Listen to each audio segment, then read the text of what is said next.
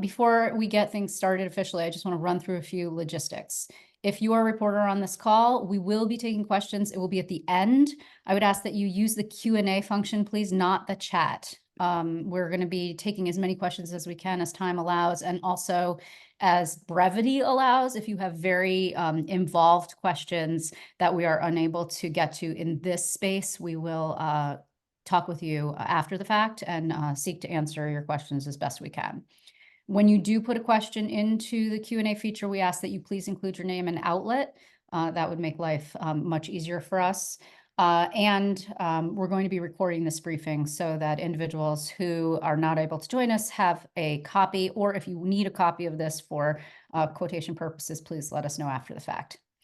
Now I'll turn things over to Kendra Hems, pardon me, Kendra, I'm so sorry, president of TANY. She's going to discuss this litigation sort of from a broad overview against the MTA and the current congestion pricing proposal. Kendra, take it away. Thanks, Liz. As Liz mentioned, I'm Kendra Hems. I'm president of the Trucking Association of New York. Just a little bit of background on us. Since 1932, we've been serving as the voice of the trucking industry throughout the state. We strive to create jobs, we support the economy, we drive safety, and we work to deliver a sustainable future for our members. And we exist to protect the interests of our members, which is why we are here today. To be clear, as an organization, we are not fundamentally opposed to the concept of congestion pricing. We understand the need to invest in transit, reduce congestion, and improve emissions. However, we cannot get behind a plan that unfairly targets an industry that has no option but to drive into the congestion zone. The trucking industry is essential to the economy of New York, specifically to New York City. Our members deliver medical supplies, fuel, groceries, construction materials, retail and restaurant supplies, and much, much more every single day to keep the city running.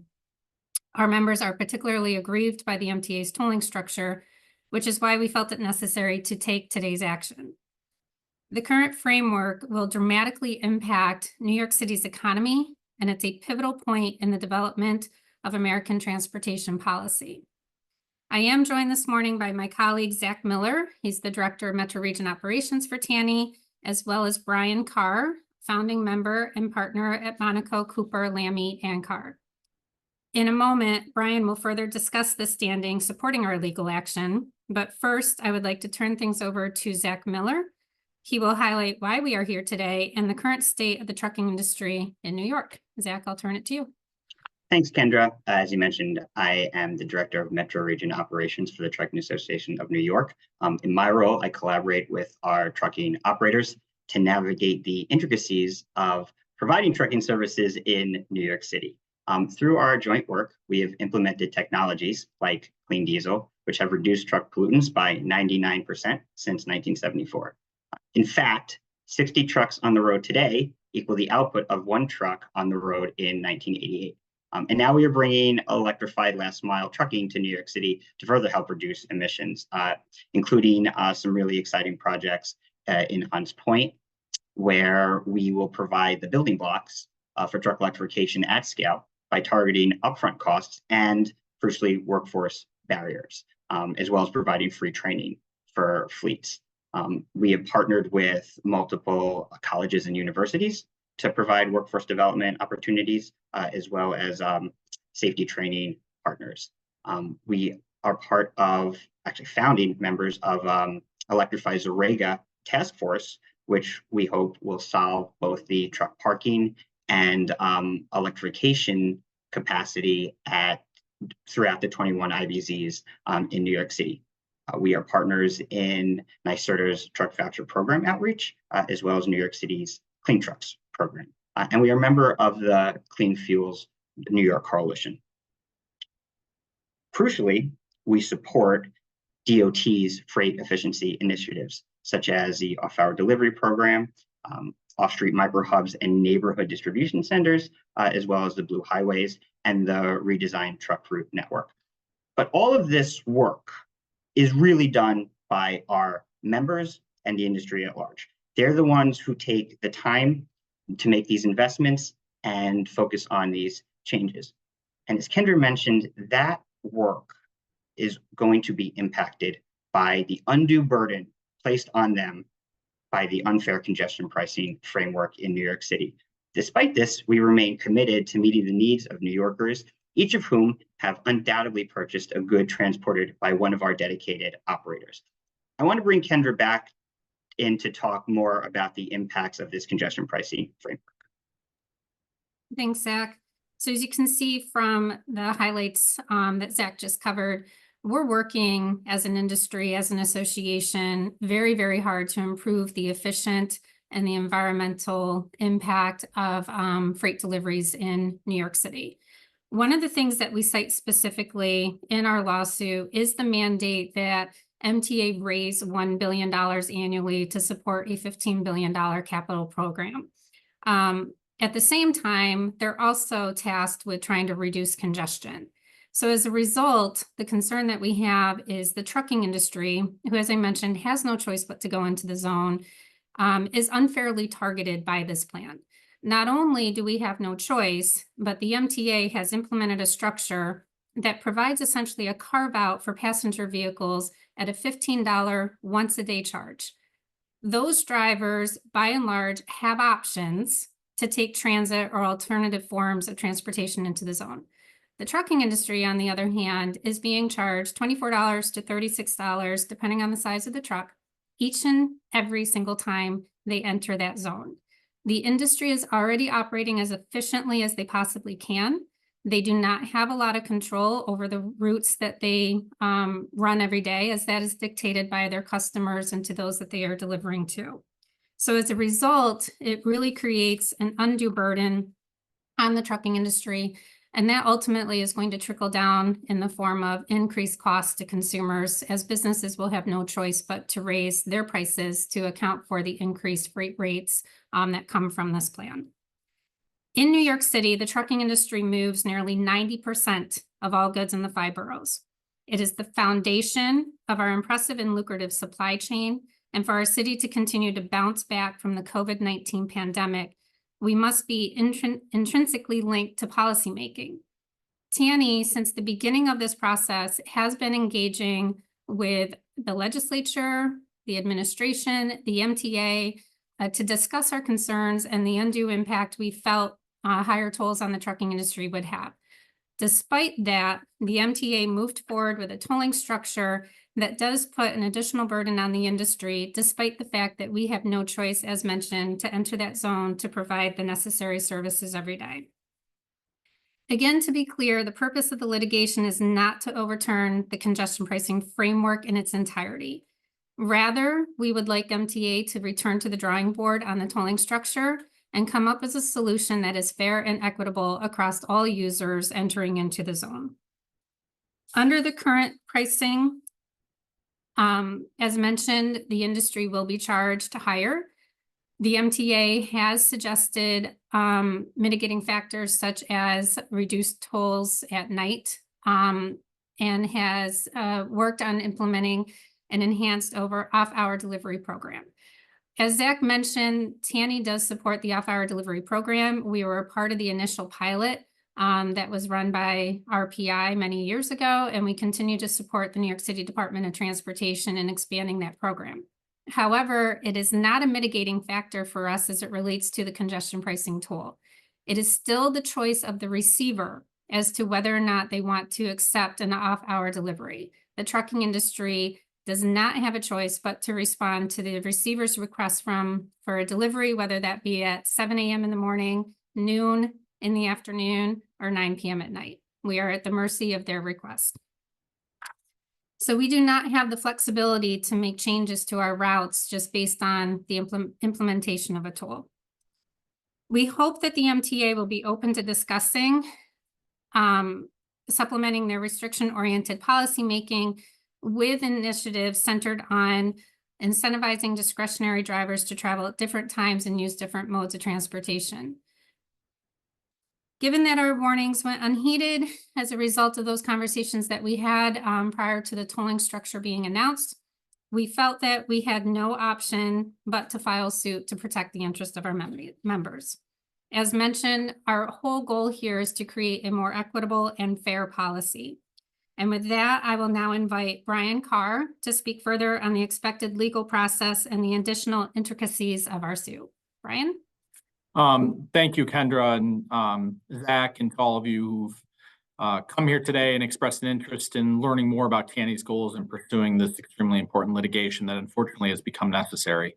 My comments will be brief. I don't want to get into too much of the nuts and bolts of our legal strategy. I'll just point out that this tolling program, as already been mentioned, it's the first of its kind in the nation. And therefore, there are a number of novel legal issues, and this is truly a unique legal dispute and one which carries potentially national significance, given the coverage and the interest by other cities around the country in this program. The goal of our litigation is different than the variety of the other lawsuits that have already been filed, which are primarily focused on claims relating to an inadequate environmental review process and also other general commuter and community concerns, all of which are certainly valid and which I believe and we believe undermine the overall soundness of this program on various levels. However, our lawsuit is focused on the way in which TANY members, specifically and motor carriers more broadly, are going to be uniquely aggrieved by what we believe is an unconstitutional tolling program based largely in the facts that Kendra just highlighted for you this morning. Additionally, no other lawsuits that have been filed, and I believe we are the 8th at this point, no other lawsuits have requested that the court rule on the permissibility of this tolling program prior to the commencement date, which is exactly 1 month from today, June 30th. So to that end, as part of our legal strategy, we have filed, along with our lawsuit, a request for a preliminary injunction. So we're hopeful that by filing a month ahead of the implementation date, there will be sufficient time for all parties to present their respective arguments for the court's consideration. That essentially concludes my comments. Again, I'd like to thank you all for your time and attention to this important topic in litigation. So you've now sort of heard, the macro view, the micro view, and the legal view. If you have any specific questions related to the lawsuit or related to the specific implications for TANY and its members, please put them in the Q&A. We'll leave that open just for a moment, and then subsequently we will close. And again, if you have any specific questions that you don't feel comfortable asking here or you don't want to ask here for some particular reason, please contact us offline and we will help you. Evan at the Daily News has asked the following. MTA attorneys have made the case in other SDNY cases that any arguments against pricing are not, quote, ripe legally speaking, since the FHWA has yet to give final sign off. And I believe, Brian, this probably is for you. Do you feel you're on sound legal footing to file this suit before the federal agencies have completed that process? We do, because as I mentioned, we are not, as part of our claims, we are not challenging, although we may agree with some of those other litigations on the environmental front, we have not made that part of our claim. But really, the federal environmental review process is, for all intents and purposes, irrelevant for our claims. And then Samantha from New York One, it asks again, Brian, probably for you, are you not concerned that you're outside the 150-day statute of limitations? That's part one of this question. Let's start there. We don't. We filed this case timely based on the vote which occurred 2 months ago. And then subsequently, part two of this question, which I think is more directed for you, Kendra and Zach, doesn't the trucking industry already bake in things like double parking tickets, something that is avoidable, into the cost of doing business? The cost of this is arguably less, apparently 1 charge per day. How is this different from other, outside costs that you are potentially less predictable? Sure. So to be clear, trucks are being charged every single time they go in and out of the zone, not just once per day. So in some cases, we have companies that are going to be charged 3 times a day, 5 times a day, 10 times a day, depending on the nature of their business. So it's not a once a day charge for trucks. It's every single time they go into the zone. By and large, the trucking industry are small carriers, typically 10 to 20 trucks at the most. They're family-owned, multi-generational businesses. They operate on extremely thin profit margins. So every additional cost has an impact to them. They really, and again, across the industry, it's going to differ in terms of how they handle the charge. Some companies may pass it on entirely. Some companies may decide that they've got a little room and can absorb a portion of that cost and then pass the rest of it on. And there's some companies that just simply won't have the leverage to pass any of that cost on. Because not only is the trucking industry currently hurting from high costs, but so are their customers. So their customers will be pushing back on any additional costs that might be built into their rates. As it relates to your comment on the double parking tickets, I would like to just speak to that. As a point of reference, there are on average 120,000 trucks that cross into Manhattan every single day. There are approximately 28,000 commercial loading zone locations. So the idea that double parking is avoidable is something that we're not necessarily in agreement with. The only way that trucks can do or serve their customers is to be able to find somewhere to park. And unfortunately, as a result of not having enough curb space for them to do their jobs every day, they are often forced into a situation where they have to double park. So again, maybe a conversation for another time, but just to point that out, that there are significant challenges that this industry faces every single day driving into New York City that does create a significant cost to them. And the toll itself will just be one more cost that they are going to have to figure out how to account for within their operations. Okay, thank you very much. We have another question here from David Cologne from Streets Blog. Again, this is probably directed at you, Brian. You're getting a lot of airtime today. Can you go a little bit deeper specifically into what is unconstitutional about this particular plan? Sure, I'm happy to. And just so everyone is aware, as part of our lawsuit, like I said, we filed, in addition to our complaint, a very lengthy memorandum of law. I think we're over 30 pages by the time we filed it, or in that vicinity. So the arguments are in depth and they're nuanced and they're complicated. So I will do my best to make them digestible for purposes of this webinar. But for a tolling program, broadly speaking, for a tolling program such as this to pass constitutional muster under the Commerce Clause, there are several threshold requirements that the program has to meet. And our position is that this program fails in all respects. Two of the most important are that the toll can't be excessive under the circumstances and that it be fair. And for the reasons that Kendra laid out, our problems with the structure of this toll with respect to the lack of pricing parity, the fact that trucks make up a very small percentage of the actual vehicle traffic in the zone, yet we are being charged the most and the most frequently. We think that it fails constitutional muster on those grounds. We've also presented to the court an argument that New York State and the MTA simply do not have the legal authority to impose this tolling scheme against TANY members and motor carriers more broadly. Federal law expressly preempts this program. And specifically, federal law requires that motor carriers like TANY members be allowed to set their rates, plan their routes, and provide their services to their customers based on market forces, not state regulation. And that's exactly what we have here. Okay, thank you very much. Last call for questions. Again, if you have them, please put them in the Q&A box if you would. Thank you. I'll just give it a minute. So if you're a slow typer, though, I would expect that people here are not, you have a minute to do that. Otherwise, again, I want to reiterate, thank you very much to everyone who participated here and everyone who signed on. The legal documents are lengthy, but a very interesting read if you have a few minutes or maybe more. If you have, if you get through those legal documents and have specific questions, please don't hesitate to contact us. And if you have additional questions that come up throughout the day, please do contact us. That said, I want to thank everybody for their participation and their time. Thank you to Kendra and Zach and Brian specifically, and we'll be leaving it here.